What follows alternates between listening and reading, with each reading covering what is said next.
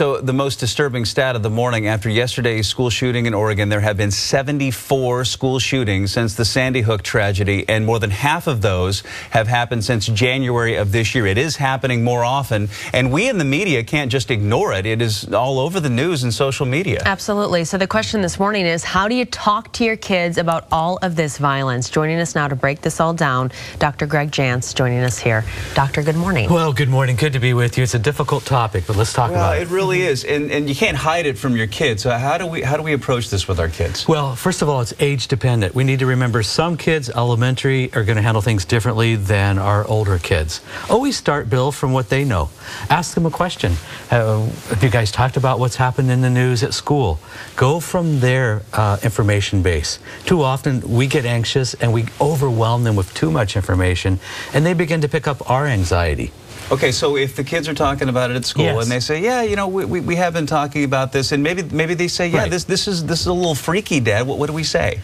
Well, that's okay. First of all, they've got to be willing to talk about their feelings around it. Otherwise, those feelings are going to go somewhere.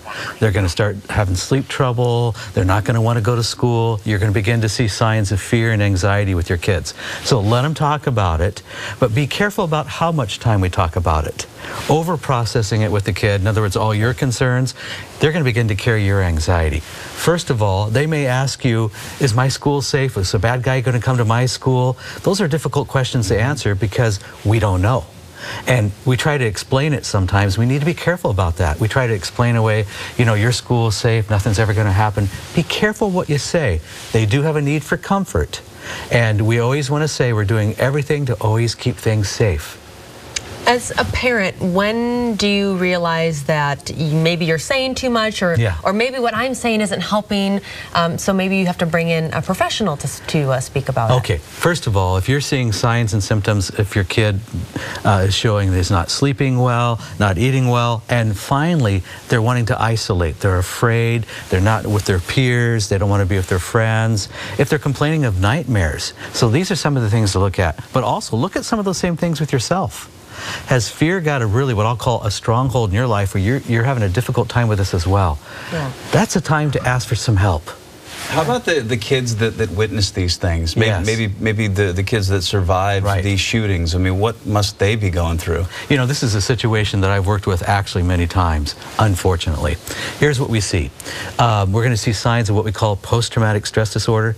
These kids may have flashbacks of this. There's no place to put this in your brain that makes any sense. You may find that they're going to have depression. We find kids who don't know what to do with this may move towards addictive behavior, something to kind of numb out the pain because you can't explain it. It's not uncommon to keep having nightmares and dreams about a situation over and over. These kids need help, Bill. These things are happening more and more often. Yes. And that is not just an opinion, that is a fact. And the number I threw out at the beginning of the segment kind of points that out. I mean, this is happening more often. Why? What's going on in our society? Well, one of the things is these are typically always young men. There are some warning signs that we need to look at. We can't predict another person's behavior, but we can look at some warning signs. Why is this happening? Unfortunately, you'll notice that shootings a lot of times will go in pairs of two. There are some individuals out there that will see a shooting and they'll go, I can do a better job. And this actually is a situation in which it may give them more ideas. So does that fall on us in the media? I mean, are we doing a bad job by giving them notoriety? Well, no. What we need to look at is there are some individuals that are prone to be high risk. We need to look at that. In other words, an individual, a boy who is isolating, they've broken off from their peers, there's academic failure.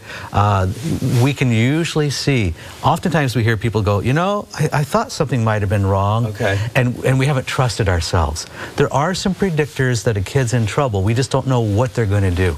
Yeah, we've got to trust those instincts, absolutely. We do, Liz, yes. And when we talk about moving forward and trying to do something about it, maybe that's where you start, identifying and then limiting firearms to folks like that. Well, we can always say, here's what we do to make the school safer, but we've got to go back. It's all about people and relationships, trusting ourselves, and having intervention on the people level. All right, Dr. Greg Jantz, thank you so much. Difficult topic. Yeah, it really is, but you really provided some interesting insight. Appreciate it. More information available online, drgregjantz.com.